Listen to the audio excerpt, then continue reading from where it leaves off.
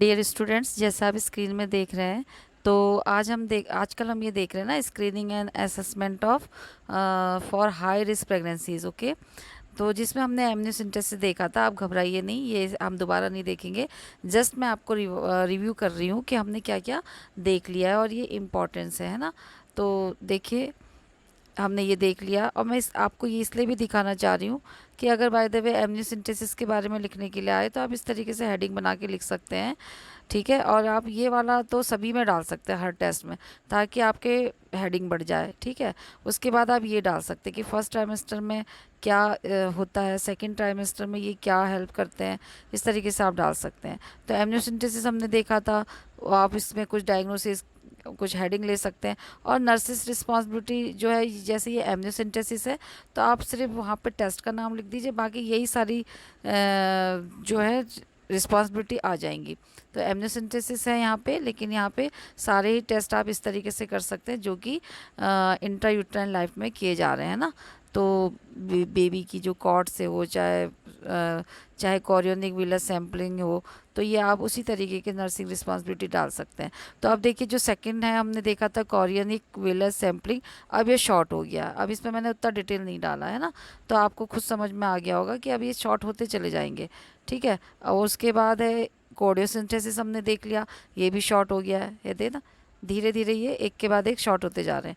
और अब आज हम देखेंगे अल्फ़ा फीटो प्रोटीन टेस्ट देखेंगे, जिसमें कि क्यों किया जाता है, इसका प्रोसीजर क्या होता है, इसका इसके रिजल्ट के बारे में देखेंगे। ठीक है, थोड़ा सा हम इसके बारे में देखेंगे कि ये टेस्ट कैसे करते हैं, क्यों करते हैं, इसके रिजल्ट कैसे कैसे करके फाइंड आउट किए जाते हैं।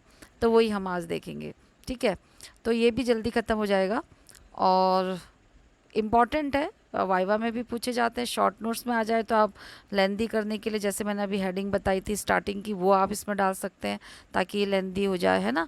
और फिर उसके बाद ये वाइवा में, इवन देन जो एंट्रेंस एग्ज़ाम देते हैं बच्चे, तो उसमें भी ये बीच बीच में से कहीं से भी कुछ पूछ लिया जाएगा, या तो किसी का टाइमिंग पूछ लिया जाएगा, या फिर आपको कुछ गलत गलत ऑप्शन दे के जो करेक्ट ऑप्शन है वो भी उसमें एक मेंशन होगा। अगर आपको आता होगा तो आप करेक्ट में आंसर करेंगे। तो चलिए, without wasting about our time हम स्टार्ट करते हैं। तो देखिए, ये है जो मैटरनल सीरम अल्फ़ा प्रोटीन को शॉर्ट में MSAFB भी AFP बोलते हैं। ये जो टेस्ट होता है, ये अल्फ़ा फीटो प्रोटीन टेस्ट जो होता है, ये मदर के ब्लड से लिया जाता है। जैसे कि अभी हम देख रहे थे कि फीटस के ब्लड से लिया जा रहा था इंट्रायूटेराइन लाइफ में, तो यहाँ पे मदर जो प्रेग्नेंट लेडी होती है उसके ब्लड सैंपलिंग ली जाती है अल्फ़ा फीटो प्रोटीन टेस्ट को करने के लिए। ठीक है, तो ये क्या होता है, एक प्रोटीन होता है। ठीक है, AFP क्या है, एक प्रोटीन है जो कि नॉर्मली कौन प्रोड्यूस करता है, बेबी का लीवर। ठीक है, जो इंट्रायूटेराइन लाइफ में जो फीटस है उसके लीवर से ये इस तरीके का प्रोटीन प्रोड्यूस होता है। ठीक है, जो कि क्या होता है, ये जो होता है around the foetus amniotic fluid में होता है। यानी कि जो फीटस के चारों तरफ जो एमनियोटिक फ्लूइड होता है उसमें प्रेजेंट होता है, क्योंकि ये फीटस का लीवर इसको क्या कर रहा है, बना रहा है ना। और फिर उसके बाद क्या होता है कि कुछ अमाउंट जो होता है वो प्लेसेंटा से क्रॉस करके कहाँ पहुँच जाता है, मदर के ब्लड में। तो मदर्स के जो ब्लड सीरम होता है वहाँ ये मूव कर जाता है, क्योंकि ये प्लेसेंटा को क्या कर लेता है, क्रॉस भी कर लेता है। ठीक है, तो इसको फिर क्या किया जाता है, मेज़र करेंगे। तो इसको मेज़र करने के लिए क्या यूज़ करते हैं, नैनोग्राम पर मिलीलीटर। देखो, ये भी एक इम्पॉर्टेंट, इसमें भी क्वेश्चन बन सकता है कि ये किस में इसको मेज़र कर सकते हैं। तो उसमें बहुत सारे ऑप्शन होंगे, तो आप उसमें अगर आपको पता है तो आप नैनोग्राम में टिक करेंगे। तो इसको जो है नैनोग्राम पर ml में आप इस तरीके से इसको चेक किया जाता है इसका। ठीक है, और जो ये AFP लेवल होता है, ये लेस देन 10 आ जाए, 10 नैनोग्राम पर ml हो, तो ये क्या होता है, एक अडल्ट का नॉर्मल माना जाएगा। ठीक है, अगर ब्लड में। तो एक बार ये देख लीजिए, एक बार ये जो टेस्ट है इसको एक बार इससे समझ लीजिए। मैं इसको थोड़ा बड़ा कर देती हूँ। देखिए, ये है ब्लड, मदर जो प्रेग्नेंट लेडी है उसके जो होता है, जो आर्टरी होती है वहाँ से ये ब्लड लिया जाता है। ठीक है, यहाँ से विड्रॉ किया जाता है। बिटवीन कब किया जाएगा, जब मदर कब कितनी प्रेग्नेंट होगी, 16 to 18 वीक की उसकी प्रेगनेंसी होगी, तब यहाँ से उसकी जो ये राइट रेडियल आर्टरी होती है, यहाँ से इससे ब्लड लिया जाएगा। ठीक है, राइट हैंड में लिया जा रहा है ये। तो आप तो कहीं से भी ले सकते हैं, ऐसा तो कुछ ज़रूरी नहीं है कि आप इधर ही से लें। तो यहाँ से ब्लड लिया गया है। उसके बाद क्या किया जा रहा है, इसको इसको चेक किया जाएगा फिर, ठीक है। अगर इसमें AFB नेगेटिव है तो इसका मतलब क्या होगा, ये सब इसमें है। अगर पॉजिटिव है तो क्या होगा, ठीक है। तो ये क्या करता है, जो AFB क्या हो सकता है, नॉर्मल भी हो सकता है और मतलब नेगेटिव भी हो सकता है, पॉजिटिव भी हो सकता है। ये आपको उसके टेस्ट में मिलेगा, ठीक है।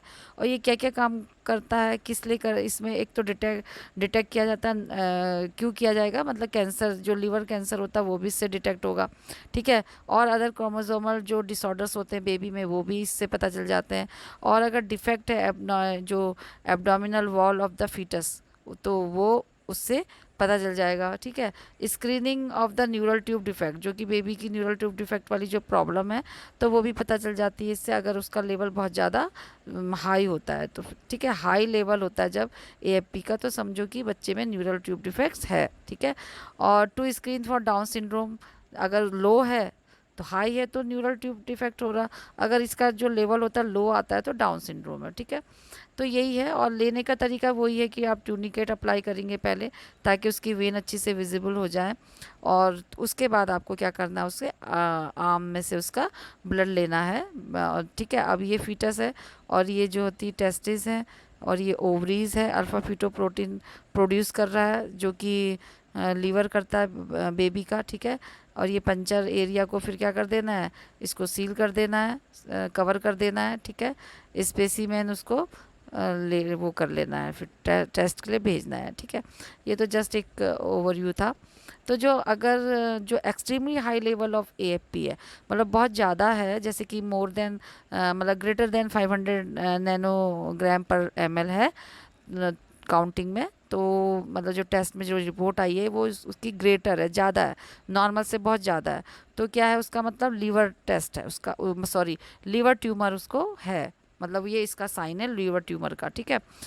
AFP जो होता है इज प्रोड्यूस व्हेन एवर जो लीवर सेल आर डीजेनरेटिंग, तो ये कब प्रोड्यूस हो रहा है AFP, जब लीवर सेल प्रॉपरली काम नहीं करती, डीजेनरेट होती हैं, ठीक है। और क्रॉनिक लीवर डिजीज़ होती है, या तो जैसे कि हेपेटाइटिस हो गई और सिरोसिस ऑफ लीवर है, तो AFP में भी क्रॉनिकली एलिवेटेड, तो ये क्या हो जाता है, अपना आप ही बढ़ जाता है। ये तो एक नॉर्मल है कि वो क्यों बढ़ रहा है, यहाँ पे मदर प्रेग्नेंट नहीं है, लेकिन उसका क्यों बढ़ रहा है, जब इसको चेक किया जाता है तो क्यों है वो, उसको लीवर, अगर लीवर की कोई प्रॉब्लम है तब, सिरोसिस ऑफ लीवर है या फिर कोई लीवर की डिजीज़ है, हेपेटाइटिस है, सिरोसिस है, तो चेक करने के लिए किया जाएगा कि कहीं उसको कोई लीवर ट्यूमर तो नहीं है।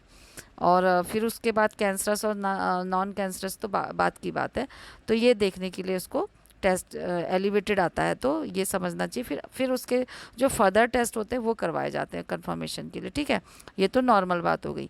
अब जो प्रेग्नेंट नहीं थी, अब यहाँ पे the amount of AFP in blood of the pregnant women, अगर जो प्रेग्नेंट वुमेन है तो अगर उसका जो AFP है उसके ब्लड में उसको देखा जाता है, तो ये क्या डिटेक्ट करने के लिए, हमने पहले भी देखा था कि बेबी में कोई कंजेनाइटल प्रॉब्लम होती है, जैसे कि स्पाइना बिफिडा है और एंसेफेली है, तो वो इससे डिटेक्ट हो जाता है, ठीक है, अगर उसके ब्लड में ये प्रेजेंट है तो, ठीक है।